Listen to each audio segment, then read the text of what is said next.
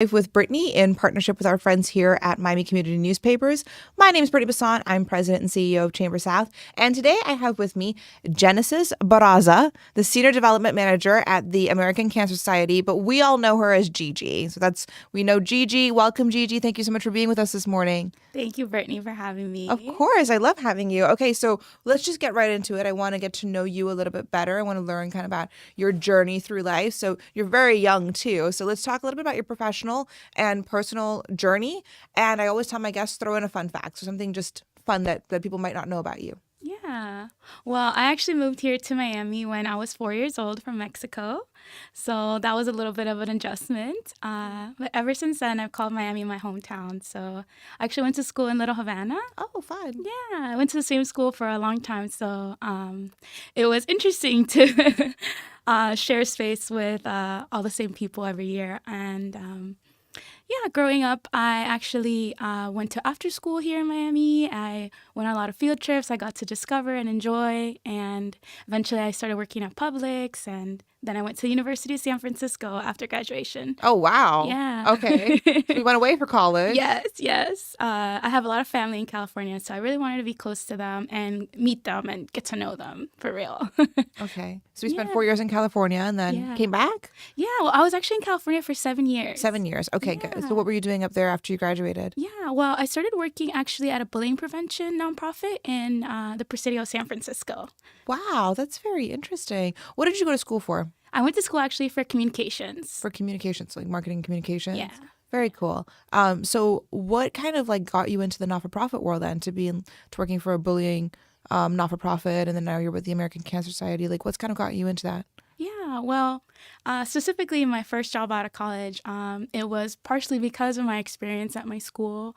I did, experience some bullying when I was growing up, and I feel like, it did affect me in a lot of ways. So when I had the opportunity to work at an organization like that, it just seemed so perfect for me. And it was such a positive program that I felt so honored to be a part of. But my nonprofit career probably began way before then. So when we were, kids in school, we would always do like our fundraisers. I don't know if you remember like World's Finest Chocolates. I love World's Finest. Wait, I'm so sorry. This is going to be such a tangent.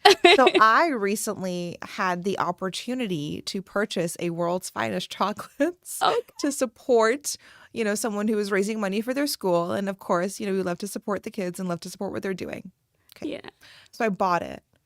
They've gotten so much smaller. Oh, no. I'm just going to put that out there, guys. If you're buying a World's Finest chocolate, like, they're still $1. Thank God, the inflation hasn't affected. But it has, because you're getting way less product. And I got this, and I was like, this really thin, tiny chocolate bar. I was so disappointed. But it's great because I just got to buy more and support even more. So we love the World's Finest chocolates. Great fundraising tool. Yes, great strategy, even for adults. But yes, so you were doing a lot with your school. Yeah. So I was the one walking around like the streets with my little chocolate box, asking for donations for our school. And then when I started working at Publix, actually, we always do our different drives. I know you've probably seen them. You round up campaigns as well. So people may not know this, but actually, if you are one of the top cashiers to collect the most donations, you get a Publix sub. So that was all the motivation that I needed. Like for a chicken tender sub, I'll do anything. So listen, food is a strong motivation. Yes. We were all talking about right before we went live on air, we were all kind of sitting here being like, none of us had coffee. So like we just need to get through this interview and then we can go all have coffee together. Yeah. So food's a very strong motivator for a lot of things. Yes. Exactly. Yeah. So from there, I just had a positive interaction with fundraising. And in college, I just continued to build that. So I worked in the Office of Development throughout my entire time as a student. Oh, wow. Yeah. So I worked in all like the different departments. So it just set me up for success after graduation. That's incredible. That's such a unique story because I have not a fundraising, but I have a not-for-profit background as well. And I remember I kind of like just fell into the lap of a not-for-profit organization, which was the biggest blessing of my life, to be honest with you. And it really started me down this passion of giving back to the community, making a difference, making an impact. But it was serendipity. Yeah. And so to hear that like this was something that you can like see the progression throughout your entire life, even by being a cashier at Publix and, advocating for the Roundup campaigns or donate a dollar to March of Dimes or whatever the case may be. And that's like kind of led you into this fundraising world. It's very, very, very cool. Yeah, thank you. Okay, and I actually was a cashier at Publix too. When I think everyone in Miami at some point in their life Has worked at has worked at Publix, like a rite of passage. Exactly. Okay, so when you were a little girl, like when you were younger, before college, what did you want to be when you grew up? Like, what was that? Like, what did you want to be when you grew up? What was the answer to that question? Yeah. And we forgot our fun fact. So maybe let's do the fun fact. Yeah. And then we'll talk about what did you want to be when you were younger. Definitely. So, fun fact about me, I actually have over 30 houseplants, so I'm a little bit of a gardener. Oh, okay. Okay, so hang on. Let's get into this. So are you in an apartment or do you Yes. have like, okay, so you have all of these, like they're house plants. Yes, they are. Wow. Okay. Yeah. And you're a plant mom. Yes, I am. You are the exact opposite of me because I cannot keep them alive. Oh my goodness. I've killed succulents. I'm sorry. It's a problem. And I feel really bad because they're gifts. Like one of my employees bought me a succulent and it was like, thank you for helping me grow. And then like a month later it was dead. And I'm like, oh my God, I killed it. So tell me about your plants. Like which one's like your favorite or which one would be a great plant for someone who knows nothing about keeping these things alive? I have so many. It's hard to pick a favorite, so please cover your ears at home, my beautiful plants. But my favorite is actually a tropical plant that I have that is called Lickety Split. And That's an easy name to remember. Yeah. Okay. It's a philodendron, and it just has grown like so much. It's like one of the plants that you actually see outside here in Miami. So it just feels like I'm bringing like the tropical into my home. Is it easy to keep alive? Yes. Is it a low maintenance plant? Yes. I love plants. I love what Yeah. they do to a space. We have a lot of greenery in our office at Chamber South. Some of it's fake. Let's just be honest here. But whether fake or real, I just think that the vibe and the atmosphere and the ambiance that they add to a space, I think plants are very important. So it's a really interesting. Now I'm going to call you all the time, Gigi, to be like, how do I keep this thing alive? I'm an expert. And now we know absolutely. what a good gift for Gigi is. It's definitely a house plant. Okay, perfect. Yeah. So what did you want to be when you were younger? Yeah. When I was younger, I actually did a lot of reading, and I was really passionate about school. So I always wanted to actually be a teacher. Really? Yeah. Okay, wow. Yeah. Interesting. When did that change? When did that shift happen? Yeah, I think that shift happened as I started to maybe grow up a little bit and start to see that our teachers, they had great ideas and they had, great intentions with our students, but the reality is that they were underfunded. So that to me just said, well, it sounds like we need more money. And so that's why I started going into the fundraising side Right. of Makes education. So Yeah. And I was gonna the next question, which I think you already answered. It's like, how do you feel? Like, how has it shaped what you do today? How do you feel like what you want to be when you're younger shaped what you do today? And you've already answered that. You saw a need, you saw an opportunity, and now you're in fundraising. That's Yeah. incredible. And so you're very young, Gigi. We're just gonna go ahead and get that part out of the way. But when you look back at your life and your professional and personal career and your journey throughout life at this moment, what are you the most proud of? yeah. That is such a good question. I am, so many of my accomplishments are so special to me because I'm a first generation college student, first generation American, and we talked about this question before, and I was thinking this whole time, and I'm still trying to We think. can come back to it. No, we can come back to it. And it's Yeah. okay. I mean, and it's okay to say, because again, you are so young that you've accomplished so much, but like your story is still being written and you're still, kind of reaching for the stars and you're still growing and you're still checking off those accomplishments. But that's very, very, very special when you talk about the fact that you are first generation, like your parents, your family, you guys moved here from another country. And as an immigrant myself, I know that whenever you move here from another country, it's for the promise of opportunity and for the promise of a better life and for the promise of all of these things. And so you're achieving those currently. Like that's part of kind of what you're doing today. And that's really, really, really exciting. Yeah, thank you. Okay, so now we're going to talk about the American Cancer Society, which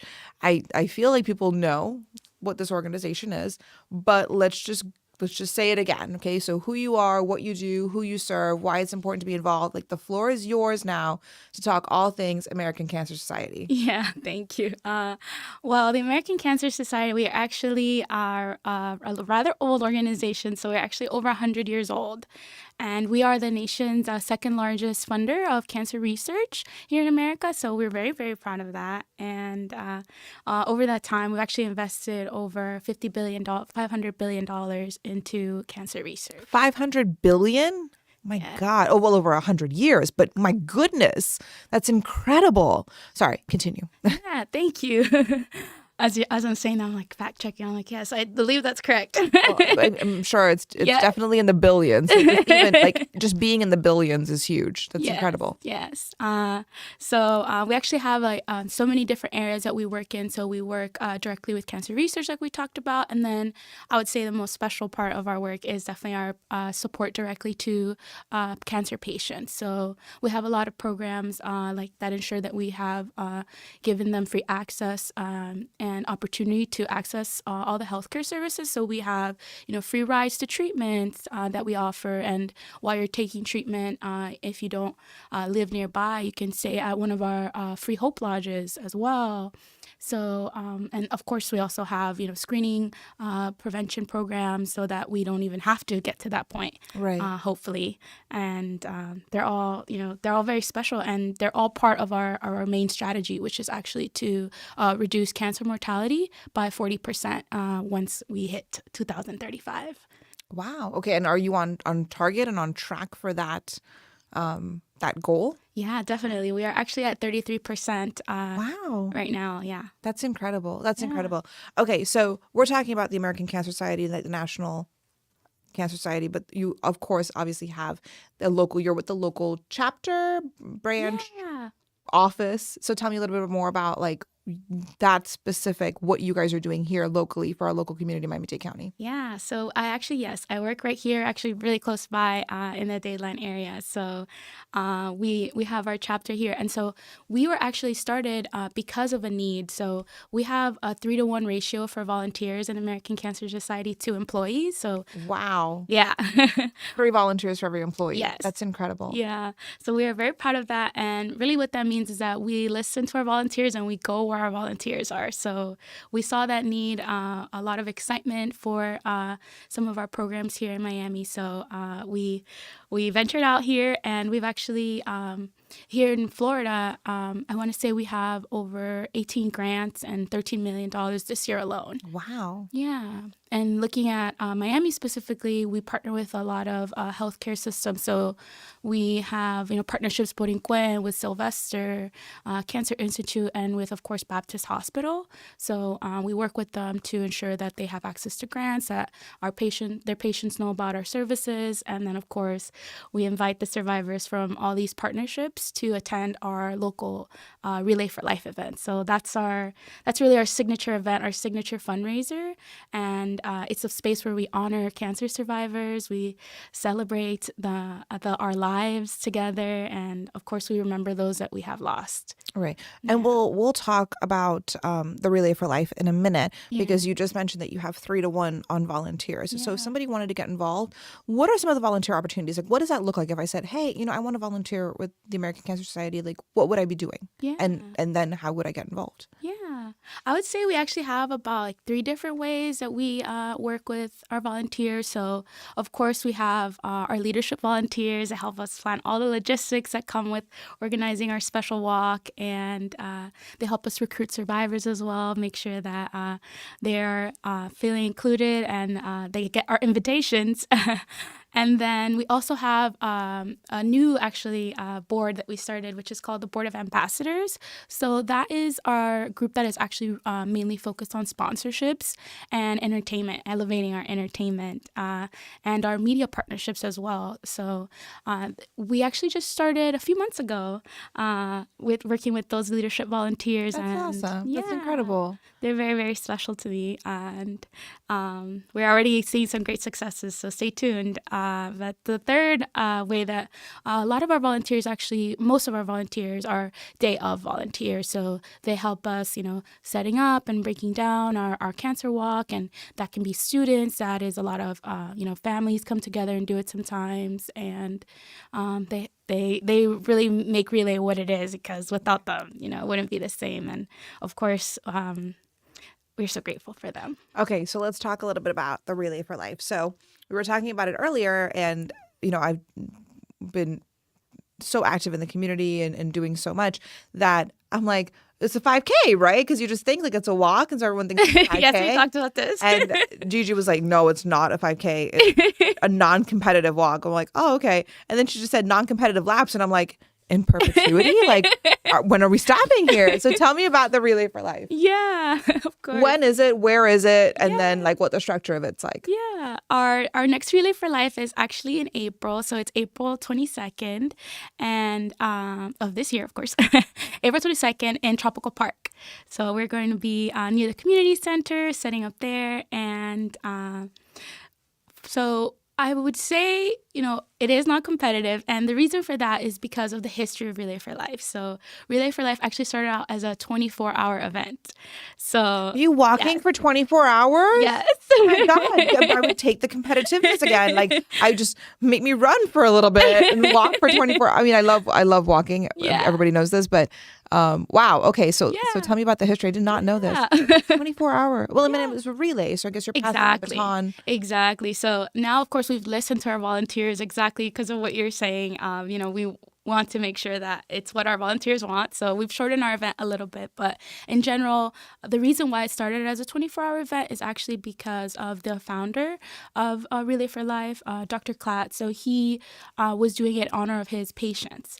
So he was walking around a track up in Washington. And so he told them that he was going to be there and he was going to be walking in their honor to try and increase awareness about what his patients were going through. So as he set the goal for 24 hours, he started to get tired sometimes. He had to take restroom breaks. And so little by little, some of his patients started showing up and supporting him. And so while he was, taking a break, the other relayers, as we know them now, so they would pass the baton, like you said. And it was a metaphorical baton, which is a baton of hope. And I love that. Yeah. Okay, so what's the structure of the event now in its current day? If somebody was like, "Oh, this sounds amazing," and no one's making me run, and there's no time limit, and I want to get involved, what can they expect for the Relay for Life event? Yeah, well, we always start our Relay for Life with our, opening ceremonies, which are for our survivors. So they always lead our first lap around our little track, and so from there, we have entertainment the whole time. We have DJs. We are trying to work on some extra special performances for this year. And we always like to have someone from each team. So when you sign up to join Relay for Life, you join as a team. And so those teams... Is there a minimum number of team members required? Yeah, usually we try to say at least about 10 team members. Okay. Yeah, so just so you can, work your booth. Take a break or something. Exactly, yeah. And so that you're taking turns on the track as well, because we want everyone to experience that. So as everyone is walking around the lap, so the track is lined with our luminaria bags. So those are bags, they're kind of like lanterns. Like the paper lanterns. Yes, exactly. We use glow sticks because it's a fire hazard. A little bit, yeah. Exactly. So on those lanterns, we write the names of anyone, who's faced cancer survivors. We remember those that we've lost. So as people are walking around the track, they're actually passing by and visiting the lanterns for their loved ones and other luminarias as well, just, feeling that sense of community. What a special event.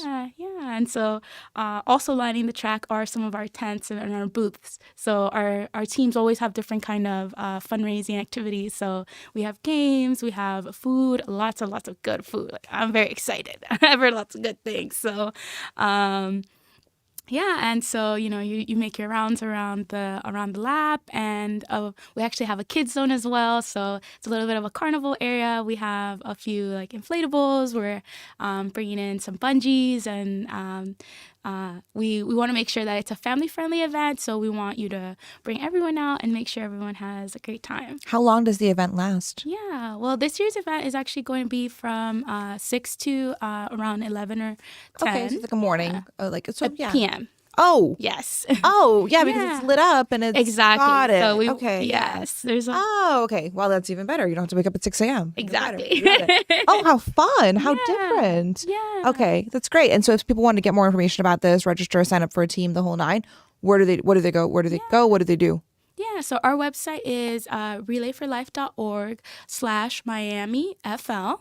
And that'll take you straight to our website. You can sign up to join a team, start your own team, or dedicate a luminaria to anyone who's faced cancer. So all the information you need is on there, and so is my contact information. That's amazing. Yeah. Okay, so we're getting ready to wrap up. We have 2 more questions.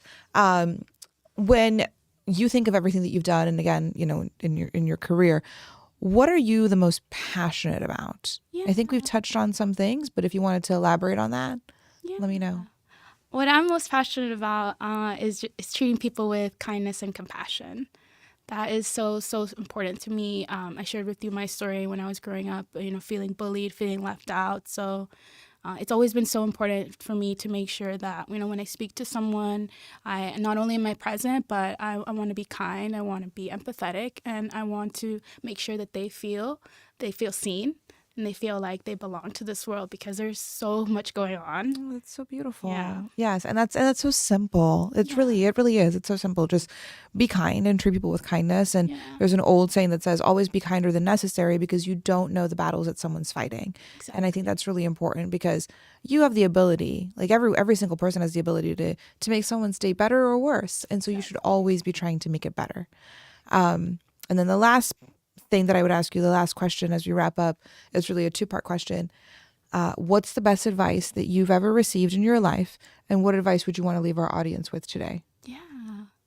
The best advice that I've received is actually I was in middle school, actually, and after this bullying story that I told you about, my professor started to kind of take notice of how I was feeling and what was going on in my life. So I remember they actually signed my yearbook with actually did a little drawing of a crossroads, and they said, you're at the start right here. You're not yet at the intersection, but there is different paths that you're going to take. So make sure you pick the right one, and make sure that you commit to that. So I really appreciated that, because I was in a point in my life where everyone has a story, and sometimes it's easy to internalize that and maybe be not so kind to people. And for one reason or another, like, you can never. It's not good to be stuck in that mindset. That's not good for you. And I appreciated that kind of wake up call where I realized, oh, okay, well, to get it together. Well, yeah, and I think your experiences can either make you or break you, and it's all comes down to your response to things. So you could either rise above it, or you can allow it to drag you down. And I've always said, like, I've never ever regretted taking the high road and rising above things. Do not let other people drag you down. You have the ability to, like, wake up every single day and choose to either, again, make the best of it or have it break you. And you should always be making the best of it. Yeah. Exactly. And then what advice would you leave our audience with today? Yeah. I think the advice that I would have is probably what I was talking about earlier. I know that everyone has a story. Just try and, be compassionate everywhere you go, and you process your feelings in a healthy way. Take care of yourself. Take care of your whole person. We're not just sticks and bones. Like, we are, also a heart and our minds. And if we take care of ourselves first, then that's a strong foundation that we need to really make a difference in the world. Yeah. You're responsible for your own happiness. Exactly. Find a life wake up and create a life that you are happy with every single day. I think that's really important. And then spread that happiness and joy to other people, because you have nothing to lose. Yeah. And you really do have the ability and the power to make a difference in someone's day, in someone's life, for the better or for the worse. And you should always choose for the better. Exactly. Thank you so much, Gigi. This has been such a fun conversation. Now we can all go get coffee. So this is great. This is amazing. Thank you again for joining us today. Thank you for watching. This has been Live with Brittnie in partnership with Miami Community Newspapers. These shows are filmed every Friday here at the Miami Community Newspapers studio at 10 a.m. So if you'd like to get involved and be on the show, please reach out to us at Chamber South. You can call us 305-661-1621, or you can email us at info@chambersouth.com, and we will see you next week.